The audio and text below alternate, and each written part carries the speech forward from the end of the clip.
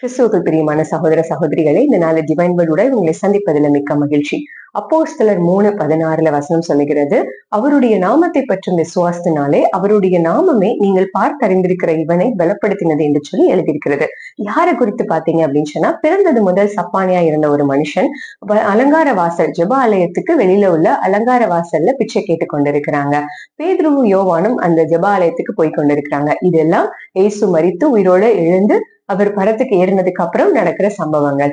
பேதுரு யோவானு போறப்ப அந்த பிச்சைக்காரன் ஏதாவது கிடைக்குமா அப்படின்னு சொல்லி பாக்குறான். அப்ப பேதுரு சொல்றாரு, வெள்ளியும் பொண்ணும் என்னிடத்துல இல்ல, ஆனா என்னிடத்துல உள்ளதை உனக்கு தரேன் அப்படின்னு சொல்லிட்டு இயேசுவின் நாமத்தினால இயேசுவின் நாமத்தை அவன் சுமந்து அவன் இயேசுவின் மேல இருக்க விசுவாசத்தினால அவன் கிட்ட கையை பிடிச்சு தூக்கி விடுறான். அவன் குதித்தெழுந்து நடந்தான்னு சொல்லி எழுதியிருக்கிறதுங்க. எல்லாரும் நடந்துதான் பார்ப்பாங்க, அவன் டைரக்டாவே குதித்தெழுந்து நடந்தான்னு சொல்லி எழுதியிருக்கிறது.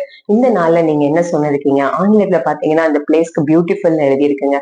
இந்த நேரத்துல நீங்க எந்த இடத்துல இருக்கிறீங்க? பியூட்டிஃபுல் பிளேஸ்ல தான் இருக்கீங்க, ஆனா அதை தாண்டி உங்களால பார்க்க முடியல. உங்க பயம் உங்களை தடுக்குது, உங்க மனதின் கிரியைகள், உங்க மனதின் யோசனைகள் உங்களை தடுக்குது, எண்ணங்கள் தடுக்குகிறதா?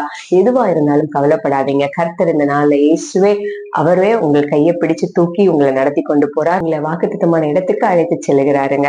அவருடைய நாமம் இயேசுன்ற நாமம். உலகத்துல எத்தனையோ நாமத்தை சொல்லி கூப்பிடுறாங்க, ஆனா இயேசுன்ற நாமத்துலதான் பவர் இருக்குங்க.